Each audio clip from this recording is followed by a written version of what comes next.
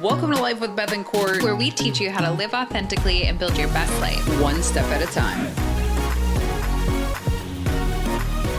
Here now, and I'm singing, and I love you, and I love you. Well, I am very happy for today because there's sunshine. It has nothing to do with our podcast. Oh. What is our mic check today? Oh, crap. What are we talking about? Internal versus external. Inside, outside, inside out. Got it. Ready? I would swallow my pride, I would choke on the rinds, but the lack thereof would leave me empty inside. Swallow my doubt, turn it inside out, find nothing but faith in nothing. Wanna put my tender heart in a blender, watch it spin round to a beautiful oblivion. Rendezvous, then I'm through with you. Wow! Wow! Burn, burn like a wicker cabinet. All right. We get it. All right. That was a trip down memory I did that on the spot. Yeah, inside you sure out. did. Yeah, you did. Because today we're talking about internal and external processing. So let's kick this thing off. Welcome back to another episode of Life with Beth and Court. I'm Beth. I'm Court. And today we're talking about what I just said we're talking about. Say it again, just for fun, in case no one heard it. Well, today we're talking about internal and external processing, and we're not talking about computers. True. And I still think we made this up. We did not Google it, but earlier I was like, did we make up internal versus external processing, or did we borrow that from someone? I really think we coined this phrase. I don't think we did. Are you Googling right now? I'm Googling it right now. Internal versus external processing. Not computer. Like thinking for humans. Yeah, definitely not, because there's a lot of people who they stole it from us. Okay. Let's continue. All right. So what does that mean then? Let's start there. Let's start with the definition of, since we made it up. We did. Let me tell you, since we created it. So let's talk about what it means to be an internal processor. What do you mean when you say that? Well, do you want to talk about it? Because you're the internal processor out of the two of us. I guess that's true. Well, I don't really take a whole lot of time. You more made me slow down and think about this topic because I don't really take a lot of time to analyze it. Mm-hmm. I don't like to, how do I say this? So if we're talking about something, I'll go quiet and you're like, why don't you have anything to say? Mm-hmm. I'm like, I do have something to say. I'm just thinking about it. Right. So where this originated from is when we were in the young stages of our relationship, we were having a really hard time communicating with each other, not just when we were having inspiring conversations, which if you are listening for the first time, that's what we call fighting. It was also when we would just be trying to brainstorm or problem solve or work on something together. And you are more internal in the way that you like to think about things in your head. Right. You are internally with processing with no words out loud, and you might just stare off into a blank stare, or you might just not do anything. And that used to frustrate you because you thought I wasn't listening to you. Right. I'm like, what's going on in your head, TikTok? Like, let's have a conversation. I don't know why I said that. I thought of like internal clocks and like all of the gears. Anyway, it would frustrate the crap out of me because I'm like, hi, we're brainstorming. Do you know how to use your words? Or we're trying to solve a problem. Why are you not talking? And so for internal processors, really it's taking the information that's given to you, and you might need time to think about it before you return on an answer, or you might need time to just sort through it before you come to a brainstorm session. And some people may categorize it as, well, I'm just not good on the spot. Mm-hmm. Well, that probably means you're an internal processor. You may be an internal processor where your mind just needs time where no one else is talking to you, which is why it's so hard. Like, I hate group work. I hate it. All through school, I would have rather just done the project myself. First of all, because I usually did most of the work. That was probably my fault. I probably should have held others more responsible for their parts. But secondly, when they're like, let's brainstorm together, I'm like, can we not? Like, what if we just all wrote down our own answers and turned them into a big pot and then we talk about them? Because it's really hard for me to brainstorm like that on the spot. The other thing for me, the way that I process things, when we did have inspiring conversations, like the kind before we knew how to communicate with each other, my go-to is to leave. Or shut down and pull away, basically. Yeah, like I would just need to leave the house, and you thought that was a sign of disrespect because that's what you were taught, is that you don't walk away when you're having an argument, that you are supposed to stay and tough it out to the end. You get all the way through it, and that's not It's actually quite damaging. it's not how my brain worked. And so when I got to a point of overload where I was like, I can't process anything, I can't process fast enough, you're upset in the moment, I'm upset, so I've got emotions on top of not being able to process it fast enough. And so then I needed to drive away. And she's clenching her hand in the air like she's catching a mosquito when she says that. So that caused friction for us for a long time, because we weren't really understanding before we coined our own phrases, which we did not. We did not coin internal and external processing. Yes, we did. But before we discovered that about ourselves, I'll say it this way. Once we did, it was like a light bulb moment. We were like, this is why everything's so hard, because what you view one way is like the only way that my brain knows how to process something. Right. We've pretty much established we're completely opposite in all possible realms. So it makes it real challenging to figure out how to like each other forever and live together forever. But we're doing a great job so far. So talking about the fighting, the inspiring conversations, we kind of talked about what internal processing looks like. So now we'll hop over to external processing. Yeah. Why don't you externally process all the things that external processing means for us? Well, thank you for the invitation. So in a fight, the external processor likes to talk about things out loud, because literally that's how they solve the problem. That's how their brain works. So when you would walk away, I'm like, how are we going to solve this when you're walking away and we're not talking about it, because we have to talk out loud to fix things, because that's how we process things. And so that's one aspect of it. And another is, for me, so external processing, it's really just talking through it out loud. And it's really interesting because I was having a conversation with a friend the other day, and I reached out to her when I have good ideas and I brainstorm. She's awesome at like taking the idea and being like, yeah, what if we did this? What if we did that? And so I literally was externally processing throughout our conversation, like, and then this, and then that, and then this. And she would like pause. Right? Like you'd either see the ellipsis or there would be a pause, and then she would have like one idea. So every one idea she had, I probably had 4 or 5. Yeah, you were like typing stream of consciousness. Right. Because that's how I process. And it was funny because we teased this episode that it was coming, and she's like, I'm going to guess you're the external processor. And for her, she was like, me and my boyfriend, like when we're talking or we're just in the same space, he talks about everything out loud all the time, all the ideas. Heard that. And she goes, and I'm like, why are you saying all of this out loud? And I'm like, because we need to, like, we need to talk to ourselves when we're doing things, and we need to say things. And when we brainstorm, we're going to have everything that comes through our brain come out our mouth, because that's how we best process and learn things. I wouldn't even say it's brainstorming though. Like you come into my office regularly just to say a thought. Yeah. Because it just needs to be in the world right. according to your brain. Because that's how you process things. You say them out loud. That's how you process things. Well, external. And another, so for me, that's how I primarily process. And it's funny because what will happen is when I'm like frustrated or upset or sad or emotional, or I need to just talk through something, whoever is nearest by will be the one who gets to encounter this super special experience. And I literally will just like talk myself through it. So at the end, I'm like, thanks for being there. Or like, it made my job way easier once I figured out like, oh, I don't actually have to say anything. Like I just have to sit here, nod. Till she figures it out herself. And occasionally be like, yeah, that's tough. Yeah. And then all of a sudden you walk yourself in 17 circles, and then you're like, man, thanks for being there. Whew, that was a doozy. Yeah. I'm like, okay. So if you are near me when this happens, you will get credit for it. I'll be like, oh, I feel so much better. Thank you. Even though it's myself talking myself through it.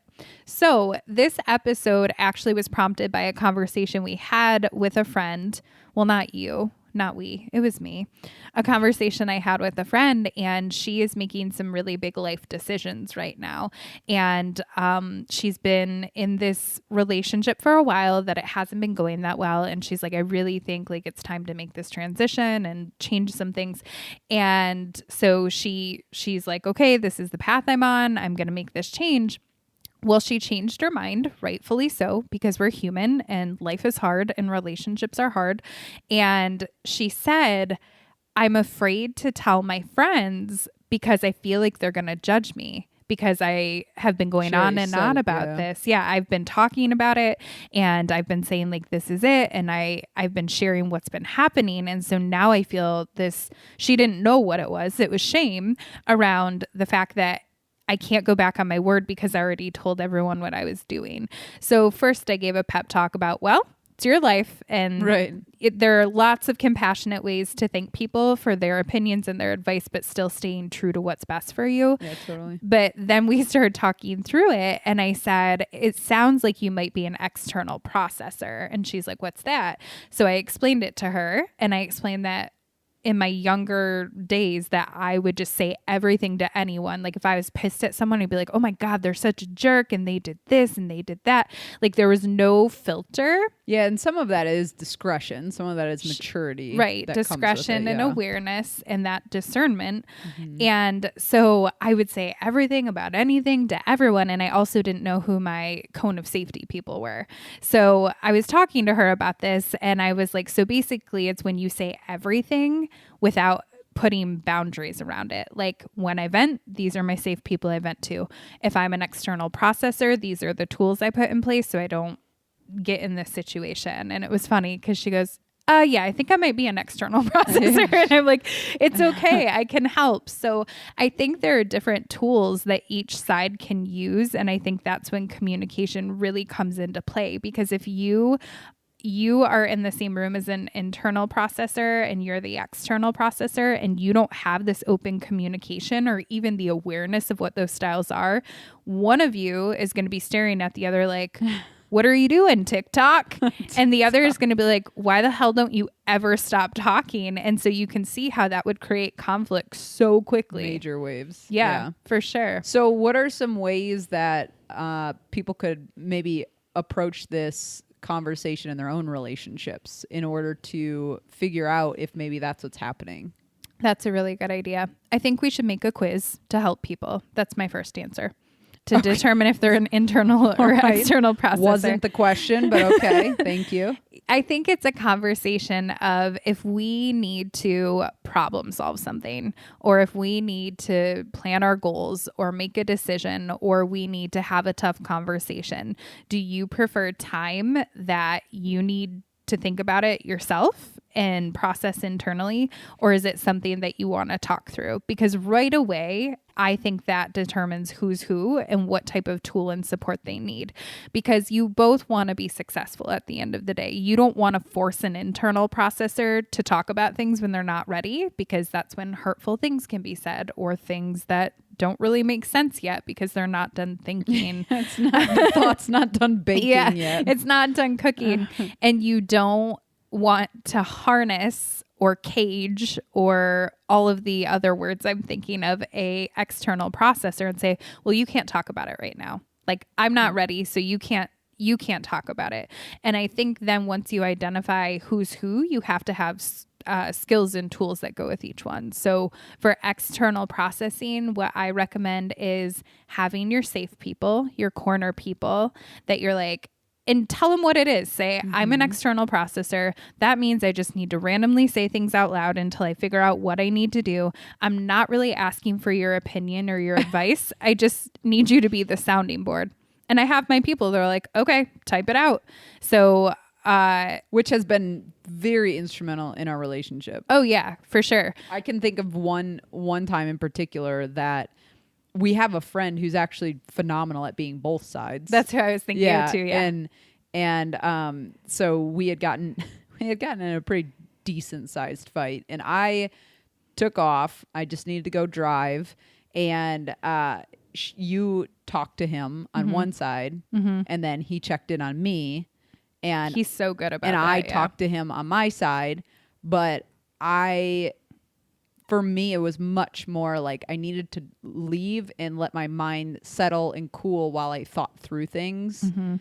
It came really naturally for him to be able to be in the middle for both sides and not choose a side, because we didn't want that. Like at the end of the day, even when we fight, we're still on the same side. So we want a confidant that we can be like, this is what's going on. I just need to talk it through. And sometimes for me, it's a checkpoint. Like there's an emotional component where I'm like, am I overreacting? Like, is this emotionally charged is actually what I call it. I stopped using the word overreacting. I'll say, is this emotionally charged? Meaning I can't see straight because I'm blinded by my emotions. Yeah. And I think that has been important for us too. Like the number one thing that's harmful for me is if I have a friend that I can check in with, and they are not on your side too. Right. If they try to demonize you and be like, I can't believe she did that, I'm like, I'm done. Like, right. Because that's not the goal. I don't need you to make her the bad guy. I need you to help me level out so that I can go back in and and that's what your your good corner people do, is they level you out and they support the best version of you. Like, obviously this is what you're going through and this is what you're feeling. Let's talk through it and then let's redirect and get you back on course. So for external processors, I highly recommend finding a couple of those people where like, hi. And I literally will say this to him. I'll be like, hi, don't need your opinion. Just need you to listen. I don't need a solution. Like, let me talk it through. And if I can't get there on my own, then we can process on the next level of giving feedback. Well, what I like about the way that he helps us too is he will help me see your side of it, which when it's coming he does from that for me, for you too. When it's coming from you, I don't want to hear it in the moment, right? Like everybody knows that when you're in a fight with your person and they're trying to explain their side, your heels are dug in so deep on your side that you can't see it that way. And so what I love about this friend is he kind of just really evens us both out and says like, man, that sounds really tough. And I can imagine how painful that must feel if you think that that's what she's saying. However, think about it this way too. Like, what must she be feeling for XYZ? And you're like, stop it. I want to be mad, but thank you, because this is exactly what I need for both internal and external processing. He's been really good for us. Definitely. We should pay him as like a therapist, I guess. I know. Another thing I would recommend for external processing, which I shared with this friend who's going through this relationship challenge, is journaling. And I think I might stop using the word journaling too. I'm just going through this phase where I'm not into using words that we use. And because journaling sounds really overwhelming and like there's a process and there's a method. So what I'm going to say is writing, getting it all out on paper, because a lot of times you will kind of black out as you're writing everything. And then what you do, or even if you're not, so that's if you're angry. When I'm angry and I write things down, I kind of black out and then I go back and I'm like, oh, here is what's really going on. Like I highlight the key things, like this is the problem. Now I can move forward. If it's something you're just trying to process or problem solve, same thing, write it all out and then go back through and look for highlights. And sometimes you'll see things like, wow, I'm so brilliant. I just wrote this and this will help me.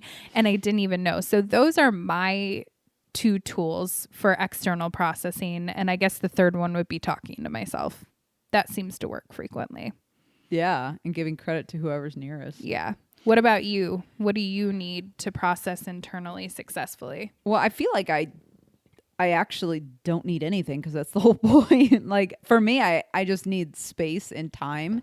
And well, that's a thing, because if I'm like, okay, you can internally process, I'm going to turn the TV up really loud, or I'm going to turn up music. So you're saying a quiet space. Yeah, I need to not be distracted if I'm going to really sort through something. I'm thinking more problem solving, when we're brainstorming for our business or whatever. I need more of, I've noticed that, and this might be a little bit of where you think that I'm not engaged, where you say like, you're not there right now or whatever. I am there, but the thoughts are all going in and then they're swirling through my mind palace. Maybe we need to make a sign you hold up, or like a t-shirt you wear. Like a loading bar. Yes.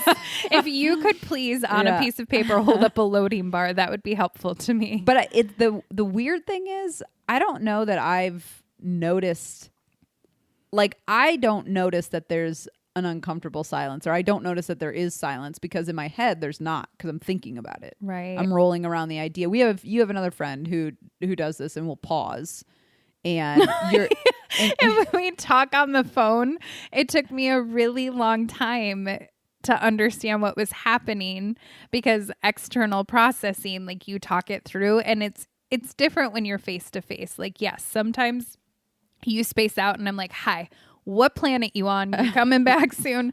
But when we're on the phone, there will be these really, really long pauses, and I giggle because it's so foreign to me. And the first couple of times I was like, are you still there? Are we still talking?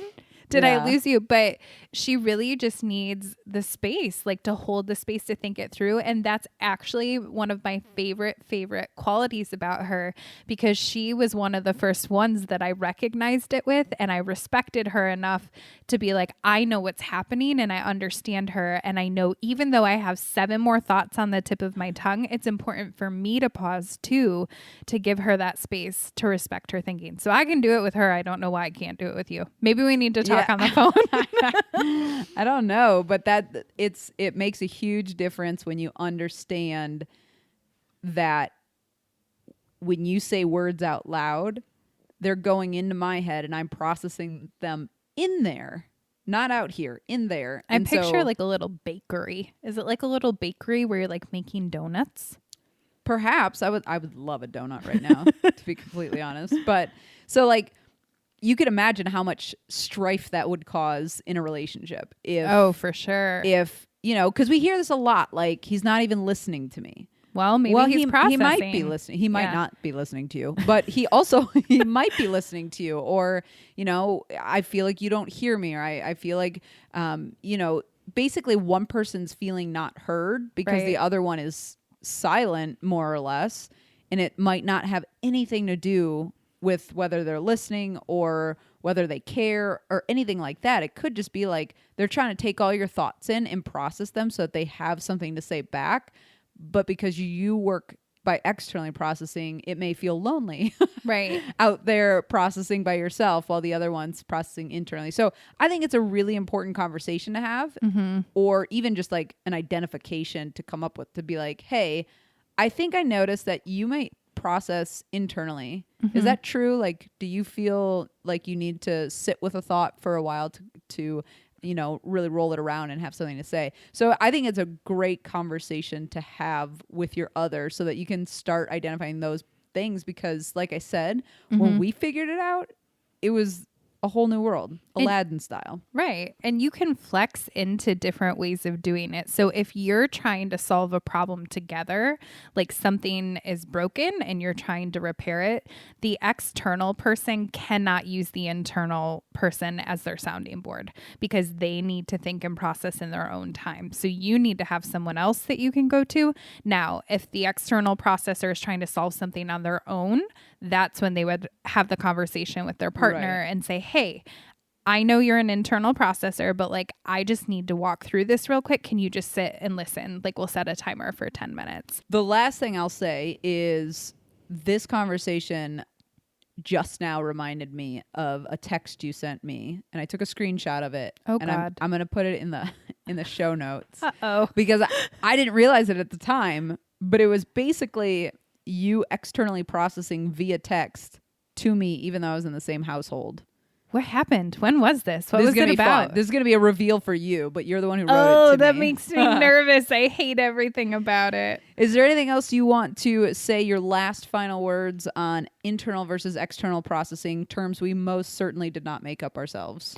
The terms that we certainly made up ourselves. Yes, I would like to. You were like the last thing I'm going to say, and I'm like, well, I'm not done. So I want to point out, so we talked about what to do if you're an internal and external processor in the same household. I also want to touch on what to do if you're both internal and if you're both external. Oh. Because that creates a separate set of challenges on their own. I'm going off script. We did not discuss this. We don't have a script. Well, I'm going off of our original conversation. So if you have 2 internal processors, you can imagine that a lot of quiet. A lot of quiet. I'm giggling because I just picture two people like sitting, staring at each other, nodding. But you have to make a decision or you have to have a tough conversation. I imagine that sometimes tough conversations don't happen because of them both being internal processors. So you have to have some sort of a tool that prompts you guys to eventually stop internally processing and communicate with each other. And so for that, it might be, okay, let's set a timer to both think about this problem and find a solution. And then when we come back together, I'll share my stuff for 5 minutes. You share your stuff for 5 minutes, and then we'll kind of volley back and forth to see how we can make progress. Basically, someone has to initiate it, and maybe even having like a sheet of prompts would be helpful. Well, yeah, and some of that's communication, right? So Yeah. like the more confident you are Right. with communicating, the more apt you are to have hard conversations. That's really true. You cannot have hard conversations unless you have confidence. The other thing is if you have two external processors, you can imagine it's a lot of Lord freaking help me, I would talking not want to be back there. and forth, back and forth. So I recommend the talking stick, which we've done Oh this my before. gosh. We've We had really to do this have. before. Are you thinking of the situation I am at Bubba's? Yeah. Yeah. And we did it with A wrapped a silverware silverware. pack. Yeah. So talking stick means, and I have to do this sometimes because I like to talk all of the time. Maybe we should practice this for our brainstorms for Life with Beth and Court. I get the talking stick for 20 minutes and you get it for 5. But basically the talking stick concept is that when you have the talking stick, it's your turn to speak. Like seriously preschool Right. style. And you like, it's that physical motion of like passing it back and forth, and it seems really silly. But when we're externally processing, our biggest fear is that someone's going to open their mouth and ruin it because we're on a roll. So it makes me feel safer to know like I have this time and I can get it out so I don't have to feel rushed and like crazy and protective over my thoughts and what I need to share. So even like setting a timer, you could do that as well. Like I'm going to share all of my things first and then listen. Or I think the talking stick's better because it's like a physical and you could. It's also funny. It could be a watch. talking tissue box. It could be a talking pen. Are Like you it- just looking around? yeah, I'm and looking naming around. things. Yeah, it could be a talking Well, curtain. the first time that we were using this with a couple was when both of them kept wanting to jump in and because they were trying to tell us about an argument they had.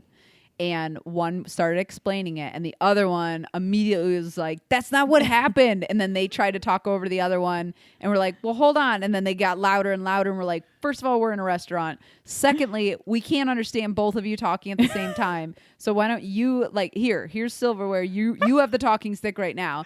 And then It worked for the most part until he was like, "Give me the talking stick. I need it right now." No, he demanded it, but it was funny because you could physically see the pain of like having to hold his tongue or her tongue when the other one was talking and they didn't agree with it or they wanted to say their piece. But it really is actually good practice for letting each other speak, because I think that's one of the things that escalates fights too. We're getting off on a totally different topic, but It's okay. We're allowed to do what we want. that's something that escalates fights is when you don't, like when you said you feel panicked, like you have to get it all out. Mm-hmm.